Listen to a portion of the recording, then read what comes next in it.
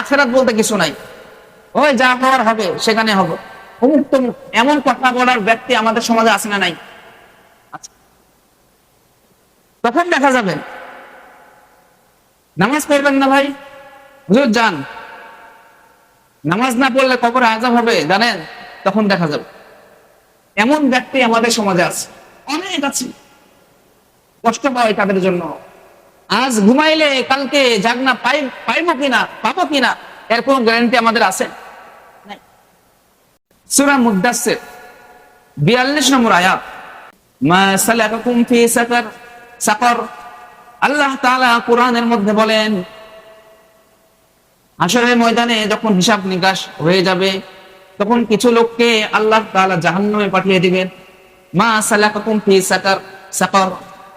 তখন আল্লাহ তাআলা তাদেরকে উদ্দেশ্য করে বলবেন, ও আমার বান্দারা, তোমাদেরকে এই জাহান্নামে প্রবেশ করানোর জন্য কিসে উৎসাহিত করলো?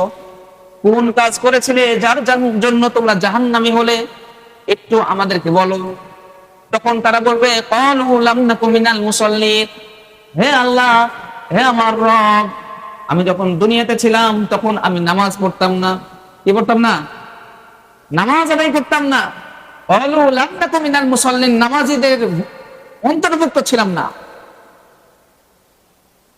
ওয়ালাম নাকু নুতি'মুল মিসকিন, মিসকিনদেরকে খাবার দিতাম না। মিসকিনরা যখন চাইতে আসতো, ফকিররা যখন চাইতে আসে, দূর দূর করে তাড়িয়ে দিতাম। একটা অপবাদ দিয়ে দিতাম, এই ব্যক্তি এটা পেশা, এটা কি ব্যবসা। ফকির মানে কি ব্যবসা। বিভিন্ন অজুহাত দিয়ে তাদেরকে কি করতাম? তাড়িয়ে দিতাম। ব্যবসায়িকও আছে, ঠিক আছে, কিন্তু কে ব্যবসায়িক সেটা কি আপনি আমি জানি নাকি? জানি না। অতএব আপনার কাছে যদি কোনো সাহায্য না থাকে তাকে দেওয়ার জন্য, তাদের সাথে ভালো ব্যবহার করে তাকে বিদায় দেন। বা এতই যদি তার প্রতি আপনার আমার দয়া মায়া থাকে যে ও পেশা হিসেবে গ্রহণ করেছে, তাহলে অন্য ব্যবস্থা নেন। সরাসরি কষ্ট দেওয়ার দরকার নেই, খারাপ ব্যবহার করার দরকার নেই।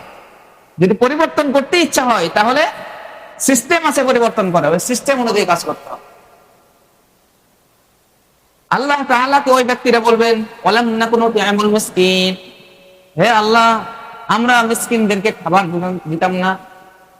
ওয়া কুননা নাখুযু মা'আল খায়িদিন।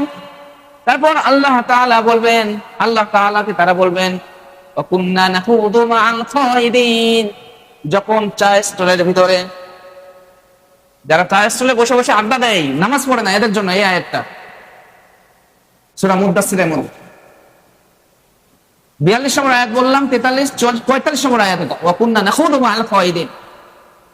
এই আয়াতের মধ্যে আল্লাহ তাআলা বলছেন, যারা এমনি আড্ডা দেয়, নামাজ পড়ে না, এদের জন্য এই আয়াতটা। ওয়া কুননা নাখুযু মা'আল খায়িদিন, যারা অযথা আলাপ আলোচনা করতো, আলাপ আলোচনায় মগ্ন থাকতো, সেই ব্যক্তিদের সাথে আমিও সঙ্গ দিতাম। কি? সেই ব্যক্তিদের সাথে আমিও সঙ্গ দিতাম। মনে রাখবেন কি জন্য এইসব কথাগুলো আল্লাহ তাআলা বলছেন? ওই তো প্রথমে 42 নম্বর আয়াত বললাম, মা সালাকাকুম ফি সাকার। এই তোমাদেরকে এই জাহান্নামে নিয়ে যাওয়ার জন্য কিসে উৎসাহিত করেছে? এই জাহান্নামী হওয়ার জন্য তোমরা কি কি কাজ করেছিল যে জাহান্নামী হয়ে গেছো? তখন এই ব্যক্তিরা বলছেন, ইয়া রাব্বাল আলামিন, আমরা তো নামাজি ছিলাম না, নামাজীদের ভিতরে অন্তর্ভুক্ত ছিলাম না। হে আল্লাহ, আমরা তো মানুষদেরকে খাবার খাওয়াইতাম না।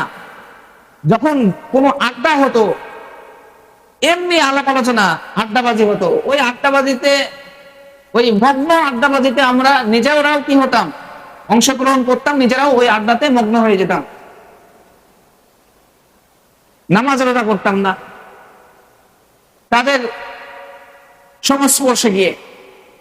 আল্লাহ তাআলাকে এইসব কথা বলবেন। তারপরে আল্লাহ তাআলা আরো ব্যাখ্যা করছেন, আরো বলছেন, ওয়া কুননা নুকাদ্দিবু বিয়াউমিদ্দিন। তারা বলবে, হে আল্লাহ, কর্ম দিবসের কথা আমরা মিথ্যা সাব্যস্ত করতাম। কর্ম দিবসের কথা মিথ্যা সাব্যস্ত করতাম। এই আখিরাত বলতে কিছু নাই, ওই যা হওয়ার হবে সেখানে হবে। অমুক তমুক এমন কথা বলার ব্যক্তি আমাদের সমাজে আছে না নাই? আচ্ছা, তখন দেখা যাবে। নামাজ পড়বেন না ভাই, হুজুর যান, নামাজ না পড়লে কবরে আযাব হবে জানেন, তখন দেখা যাবে। এমন ব্যক্তি আমাদের সমাজে আছে, অনেক আছে। কষ্ট পায় তাদের জন্য। আজ ঘুমাইলে কালকে জাগনা পাইবো কিনা, পাবো কিনা, এর কোনো গ্যারান্টি আমাদের আছে? ওয়াকুন্না নুকাদ্দিবু বিয়াউমিদ্দিন, আল্লাহ তাআলা তারা বলবেন, হে আল্লাহ, আমরা কিয়ামত দিবসকে, কর্মফল দিবসকে আমরা মিথ্যা সাব্যস্ত করতাম। তারপরে আল্লাহ তাআলা বলছেন, হাত্তা আতানাল ইয়াকিন, তারা বলবে এই সময়টা এসেই গেল, যে সময়ের কথা আমরা মিথ্যা সাব্যস্ত করেছিলাম, এই সময়টা তো এসেই গেল, এখন আর কোনো কিছু করার নাই আমাদের জন্য।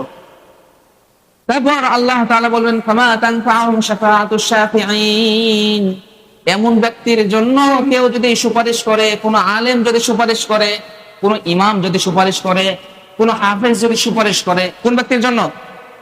যারা নামাজ পড়তো না। এক নম্বর কি বলি সবাই? যারা নামাজ পড়তো না। বলি সবাই, কি পড়তো না? নামাজ পড়তো না। 2 নম্বর, মিসকিনদেরকে খাবার দিত না। কি দিত না? মিসকিনদেরকে খাবার দিত না। 3 নম্বর হলো যারা মিথ্যা সাব্যস্ত করতো কর্মফল দিবসকে, যারা আলাপ আলোচনায় মগ্ন থাকতো, নামাজের টাইম বলতে তাদের কি মনেই থাকতো। এই 4 শ্রেণীর ব্যক্তিদের জন্য আল্লাহ তাআলা বলছেন, ফামা তানফাউহুম শাফাআতুশ শাফিঈন, এই ব্যক্তিদের জন্য যারা সুপারিশ করবে তাদের সুপারিশ গ্রহণ করা হবে না। তাই আমাদের নিজে নিজে ভালো হয়ে যাওয়া উচিত এখন থেকে, যে আমাদের জন্য যদি কেউ সুপারিশও করে, যদি আমরা এই 4 শ্রেণীর মধ্যে পড়ে যাই, তাহলে আমাদের সুপারিশও গ্রহণ করবে, আমাদের জন্য কারো সুপারিশ গ্রহণ করবে আল্লাহ। কোরআনের আয়াত স্পষ্ট, অস্বীকার করার কোনো সুযোগ নাই।